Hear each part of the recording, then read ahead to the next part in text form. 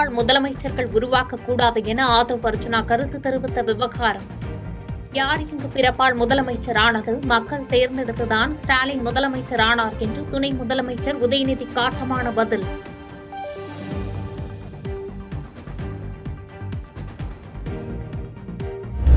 உடல் உறுப்பு தானம் அளிப்பது, சுகாதாரத்துறை ஆகியவற்றில் தமிழ்நாடு நாட்டிலேயே முதலிடம் வகிக்கிறது என துணை முதலமைச்சர் உதயநிதி பேச்சு. உடல் உறுப்புகள் தானமாக அளிப்பவர்களுக்கு அரசு மரியாதையுடன் உடல்கள் நல்லடக்கம் என அரசு அறிவித்த பின்னர் உடல் உறுப்புகளை தானம் செய்வோரின் எண்ணிக்கை அதிகரித்துள்ளதாக வேலூரில் நடைபெற்ற நிகழ்ச்சியில் பெருமிதம்.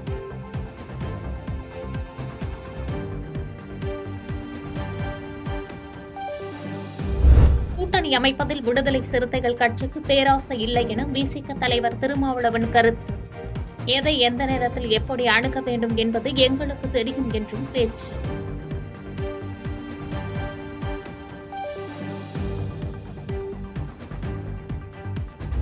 கூட்டணி விவகாரத்தில் பாமக நிறுவனர் ராமதாஸை பின்பற்றுமாறு சிலர் அறிவுரை கூறுவதாக விசிக தலைவர் திருமாவளவன் பேச்சு.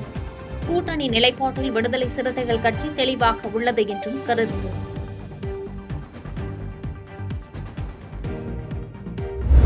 பெஞ்சல் புயல் கரையை கடந்து ஒரு வாரம் ஆன நிலையில் புதுச்சேரி சுல்தான்பேட் அருகே ஆத்துவாய்க்கால்பேட் பகுதியில் வடிகாமல் தேங்கி நிற்கும் மழைநீர்.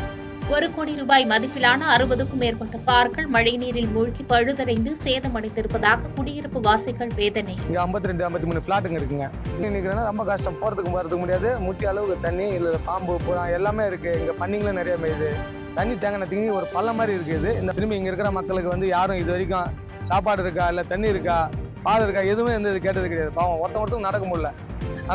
இந்த தண்ணிக்காக பைப்பு போட்டு விட்டாங்க. அதனால அந்த பைப்லேயே கூட இங்கே போக முடியல, வர முடியல, ஊந்து வர்றாங்க இங்கே மக்கள். இங்கே ஒரு 8 வீடு இருக்கு. 8 வீட்டில் இது மாதிரி பள்ளத்தாக்குற மாதிரி ஒரு தண்ணி நிறையா நின்று போச்சு. இங்கே நிறையா எங்களுக்கும் செம லாஸ் ஆகி போச்சு. காரங்கெல்லாம் பூரா கஸ்டமர் காரங்கெல்லாம் தண்ணி கிண்ணிலாம் நின்று ரொம்ப லாஸ் ஆகி போச்சு. நாங்கள் என்ன பதில் சொல்கிறோன்னு எனக்கே தெரியல. பொள்ளாச்சியில் சாலையில் சென்று கொண்டிருந்த சரக்கு வாகனம் கட்டுப்பாட்டை இழந்து கவிழ்ந்து விபத்து. ஓட்டுநர் படுகாயங்களுடன் மீட்கப்பட்டு மருத்துவமனையில் சிகிச்சைக்காக அனுமதி.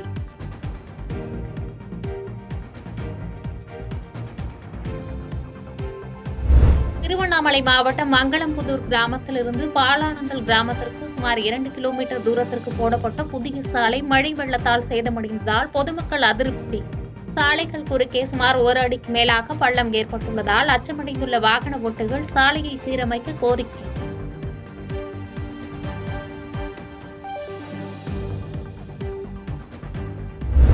வங்கக்கடலில் புதிதாக குறைந்த காற்றழுத்த தாழ்வு பகுதி உருவானது. அடுத்த 24 மணி நேரத்தில் ஆழ்ந்த காற்றழுத்த தாழ்வு பகுதியாக வலுப்பெறும் என வானிலை மையம் தகவல். காற்றழுத்த தாழ்வு பகுதி வருகின்ற 11ஆம் தேதி தமிழக கடலோர பகுதிகளை நெருங்கக்கூடும் என வானிலை மையம் கணிப்பு. வரும் 11ஆம் தேதி முதல் தமிழ்நாட்டில் மீண்டும் வடகிழக்கு பருவமழை தீவிரமாகும் என அறிவிப்பு. வருகிற 13ஆம் தேதி 15 மாவட்டங்களில் ஓரிரு இடங்களில் கனமழை பெய்யக்கூடும் என வானிலை மையம் தகவல். டெல்டா மாவட்டங்களில் ஓரிரு இடங்களில் கனமழை பெய்யக்கூடும் என கணிப்பு.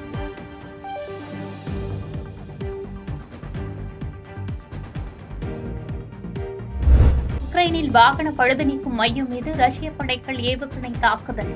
9 பேர் உடல் கருகி உயிரிழப்பு, 20க்கும் மேற்பட்டோர் காயம். கர்நாடகா, தெலுங்கானா, மகாராஷ்டிரா உள்ளிட்ட மாநிலங்களில் 28 இடங்களில் நவோதயா பள்ளிகள் அமைக்கப்படும். பிரதமர் நரேந்திர மோடி தலைமையிலான பொருளாதார விவகாரங்களுக்கான கேபினெட் கூட்டத்தில் ஒப்புதல்.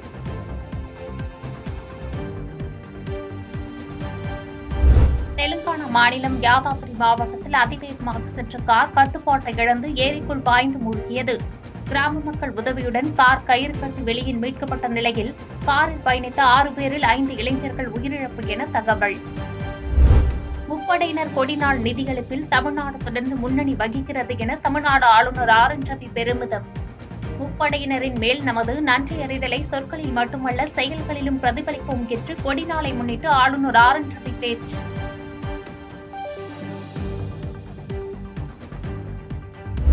தமிழகத்தில் கடந்த 3 வருடங்களில் பட்டியலினத்தவர்களுக்கு எதிரான குற்றங்கள் 40% உயர்ந்துள்ளன. ராஜ்பவனில் நடைபெற்ற அம்பேத்கர் நினைவு நாள் நிகழ்ச்சியில் ஆளுநர் ஆர்.என். ரவி பேச்சு. திமுக கூட்டணியில் பிரிவு வந்துவிடக் கூடாதா என பலரும் காத்திருக்கின்றனர் என்று அமைச்சர் அன்பில் மகேஷ் குற்றச்சாட்டு. ஆதவ் அர்ஜுனா குறித்து திமுக தலைவர் முடிவெடுப்பார் என்று அன்பில் மகேஷ் கருத்து. நான் டீச்சிங் ஸ்டாஃப்ஸ் மூலமாக ஒரு வழக்கு நீதிமன்றத்தில் போட்டு எங்களுக்கும் அதில் ஒரு முன்னுரிமை வழங்க வேண்டும் என்று சொன்னால் கிட்டத்தட்ட 3000 பேருக்கு இன்றைக்கி எங்களால் பணி நியமனம் செய்ய முடியும். சர்டிஃபிகேட் வெரிஃபிகேஷன் முடிஞ்சும் அது அப்படியே நின்று கொண்டிருக்கின்றது. ஸோ இந்த மாதிரி அந்த எந்த சூழ்நிலையும் இல்லாமல் மிக விரைவாக நீங்கள் சொன்னது மாதிரி செகண்ட் கிரேட் டீச்சர்ஸை பொறுத்தவரை கிட்டத்தட்ட இந்த 10 வருஷம் கடந்த 10 வருஷத்தில் யாருமே அவங்களை கண்டுக்கல. சொல்லப்போனால் அதற்கான அவர்களை ரெக்ரூட் பண்ணுறதுக்கான ப்ராசஸே பண்ணலை. ஸோ அவர்களுக்கும் சேர்ந்து இப்போ நம்ம தேர்வு நடத்தி முடித்திருக்கின்றோம். மிக விரைவாக தமிழ்நாட்டு முதலமைச்சருடைய ஆணை பெற்று மிக விரைவாக அவர்களையும் நியமிக்கின்ற பணியில் நாங்கள் திருமா போன்ற தலைவர்களுக்கு யாரும் அழுத்தம் கொடுக்க முடியாது என தாவிக தலைவர் விஜய் கருத்துக்கு அமைச்சர் அன்பில் மகேஷ் பதிலடி. திருமாவளவன் மிகப்பெரிய தலைவர், அவரை மதிப்பதாகவும் பேட்டி.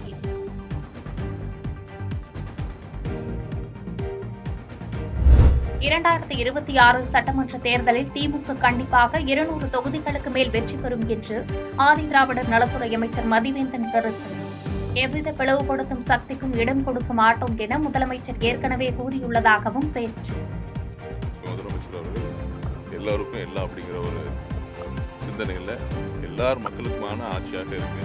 அதனால இன்னைக்கு காலையிலேயே அந்த பதில் கொடுத்தாரு நம்முடைய நிகழ்ச்சியிலேயே.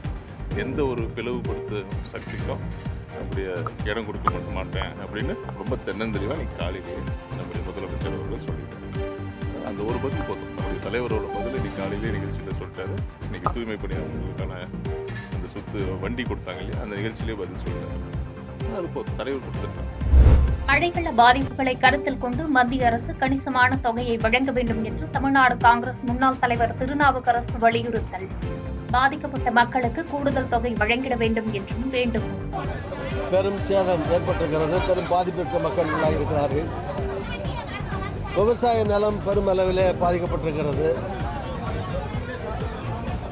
ஆடு மாடுகள் என கால்நடைகள் இழப்புகள் ஏற்பட்டிருக்கிறது. உயிரிழப்புகள் சில பகுதியில் ஏற்பட்டிருக்கிறது. இப்படி பெரும் பேரிழப்புகள் நிகழ்ந்துள்ளது. மத்திய அரசு உடனடியாக. விழுப்புரம் மாவட்டம் விக்கிரவாண்டியில் வெஞ்சல் புயலால் பாதிக்கப்பட்ட ஒழுங்குமுறை விற்பனை கூடத்தில் மத்திய குழு ஆய்வு. வெள்ள நீரால் ஒழுங்குமுறை விற்பனை கூடத்தில் இருந்த நெல், நிலக்கடலை, உளுந்து உள்ளிட்டவை வீணாகி இருந்த நிலையில் ஆய்வு.